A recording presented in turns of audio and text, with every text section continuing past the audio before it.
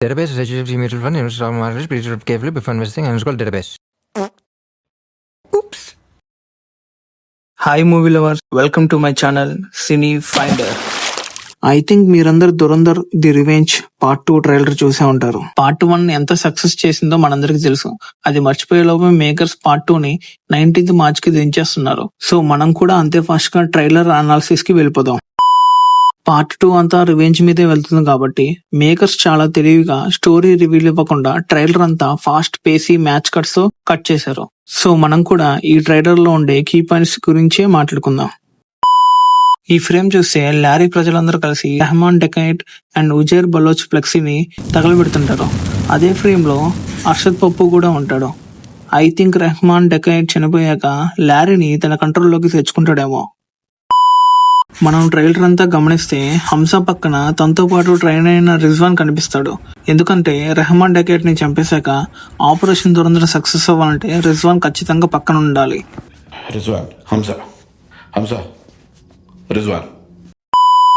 ఈ ఫ్రేమ్ చూస్తుంటే హంసా ఇక్కడ సంతోషంతో డబ్బులు పంచుతుంటాడు.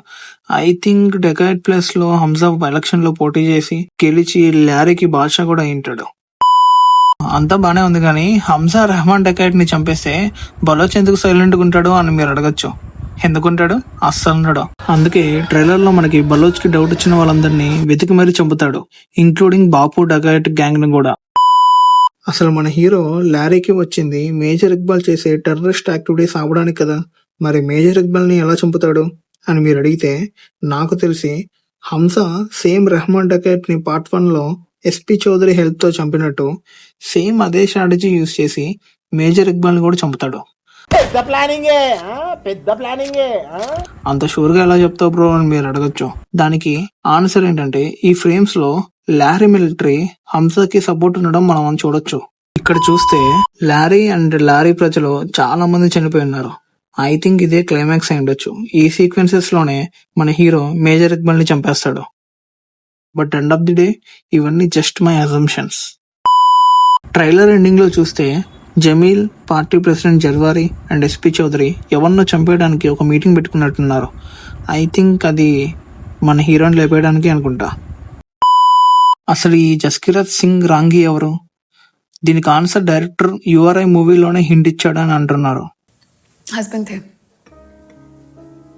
कैप्टन जसकिरत सिंह रांगी, सीजन पंजाब रेजिमेंट, नौशेरा सेक्टर के एम्बुश में शहीद हुए थे. సో దీని ప్రకారం చూస్తే తనకు ఆల్రెడీ పెళ్ళయింది అండ్ కెప్టెన్ కూడా. బట్ ఈ మూవీలో ఏం చెప్పారంటే మేము ఈ ఆపరేషన్స్ లో క్రిమినల్స్ ను ఉపయోగిస్తున్నాం. ఉరి శిక్ష కోసం ఎదురు చూస్తున్న వాళ్ళకి, జీవిత ఖైదు పడిన వాళ్ళకి, తమ జీవితాలకు ఏ లక్ష్యం లేని వాళ్ళకి మేమొక లక్ష్యాన్ని ఇస్తాం. ఆయనేమో క్రిమినల్ అని అంటున్నాడు, ఈవిడేమో కెప్టెన్ అని అంటుంది. బట్ ఇక్కడ రియాలిటీ ఏంటి అంటే హీరో వాళ్ళ ఫ్యామిలీని ఎవరో చంపేస్తారు. దానికి రివెంజ్ గా హీరో వాళ్ళ ఫ్యామిలీని చంపిన వాళ్ళందరినీ చంపేసి క్రిమినల్ అవుతాడు. అప్పుడు మన ఆఫీసర్ అజయ్ ఆపరేషన్ దురంధర్ కి హీరోని పంపిస్తాడు. అది సక్సెస్ అయ్యాక హీరో సేఫ్ గా ఇండియాగా వచ్చాక కెప్టెన్ ని చేస్తాడు.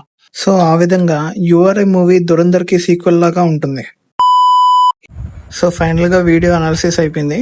లాస్ట్ వరకు ఉన్నారంటే హోప్ మీకు నచ్చే ఉంటుంది. మళ్ళీ నెక్స్ట్ వీడియోతో కలుద్దాం. Jai Hind. Please like, subscribe and follow for more videos. खत्म. Bye bye, tata, good bye.